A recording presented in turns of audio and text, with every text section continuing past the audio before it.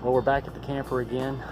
So far we've shown you the Statue of Liberty, Niagara Falls, and we've shown you one of the battlefields of the Revolutionary War.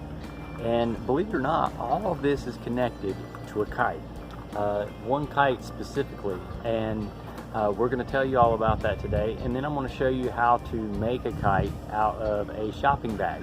I think you'll really enjoy that. It's something very simple to do. And it's actually one of the things that got me started in kite building. If you've seen our shows before, you see that I'm a professional kite builder, and you've seen some of the elaborate kites that I've been able to build. Well, that all started with a shopping bag. All I did was I used a shopping bag, and that was my very first kite that I ever built, was made out of a shopping bag. And I'm going to show you how to do that today.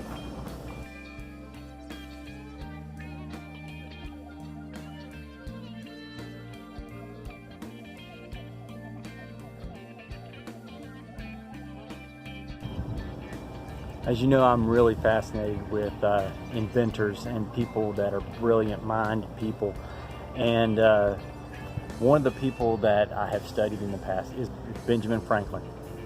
And it's because of his experiment that he did with a kite and the key and the electricity that we were able to have a free country. And because of that, it's pretty amazing how you put all this together. But what happened is because of his experiment that he did with electricity and kites, he was able to build or make the very first lightning rod.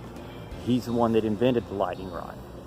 And because of him inventing the lightning rod and developing that, King of France was willing to listen to him, because he was quite a celebrity in France, because he was the man that tamed lightning. And it is because of that experiment that he did with that kite that got the French to come over and assist us in the Revolutionary War. The settlers that were here that were trying to gain their independence from Great Britain. This might be an interesting fact. The torch on the Statue of Liberty actually acts as a lightning rod. It is Benjamin Franklin's invention in use every day on the Statue of Liberty. Not far from where I am right now is the town of Fayetteville, which was named after the General Lafayette, who came over and assisted the settlers in the Revolutionary War. He was the general of the French army that came over to assist us. So remember, on your Independence Day, one of the most patriotic things that you can do is to fly a kite. Because had it not been for a kite, there may not have been an Independence Day.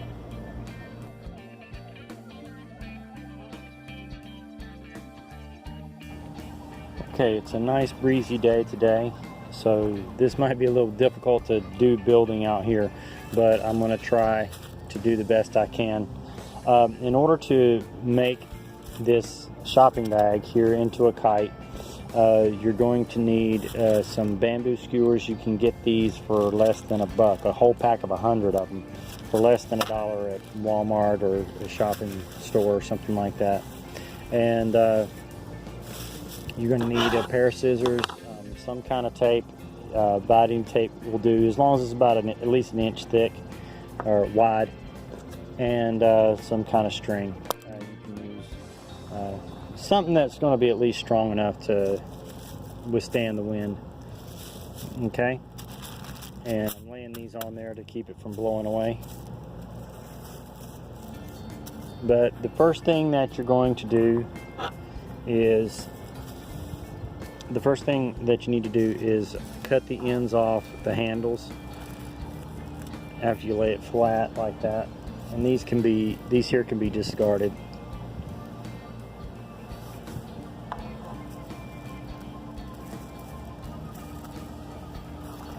Cut the ends off the handles, and then you're going to cut up one side,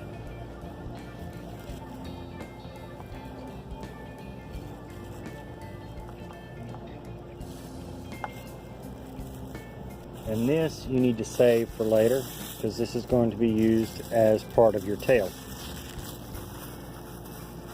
Here, you'll usually have this little piece right here left over that comes out at the top. See, right here, you're going to want to cut that out too. That can also be used as part of the tail. Next, you're going to open it up.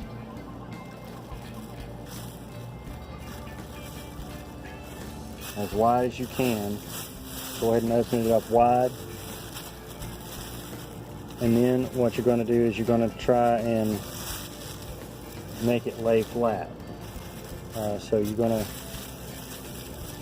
pull it from the top and the bottom, and wherever that crease ends up, like that, right in the center, that's how you want to lay it. But you want to open it up.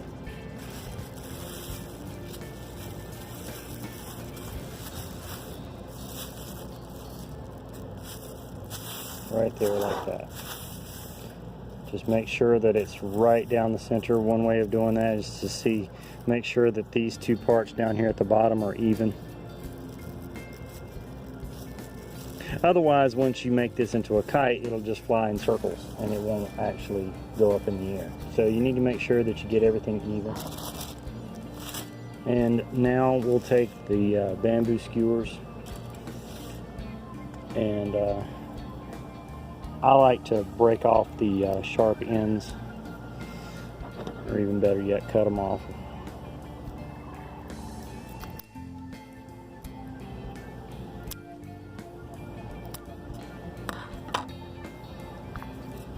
It'll usually take about 4 of them, because being that they're not quite long enough, you're going to have to tape them together. See about what length you need, because you want it to go all the way from the top to the bottom. And see how I just taped them together. Now that becomes one great long piece. Now you're going to want to lay this right directly at the crease, like that, and you just tape it right there along the edge, right there in the middle.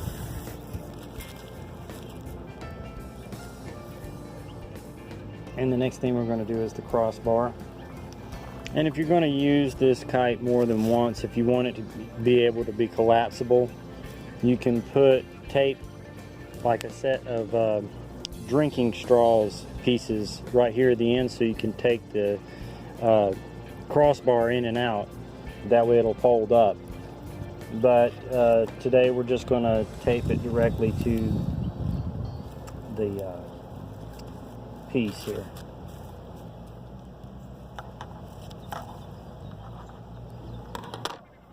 Okay, and this little part that is left over, you just fold it over. That'll help keep that crossbar in place. Okay. Now this part right here becomes the flange that is needed, and this is where you will tie your string.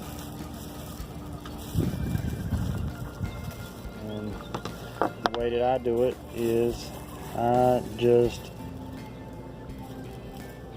make a tiny little hole right there where I can get the string to go through, and then I'll reinforce the string with some more tape. Okay. Put one piece on that side.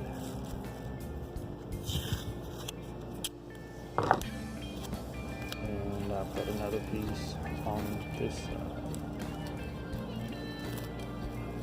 That's pretty much it. Now what you have is a kite that you can actually fly. And as you see, I just taped those other pieces of plastic, and I add a little bit of extra to the end to make the tail. And as soon as the wind starts to agree with us, we could probably fly this thing.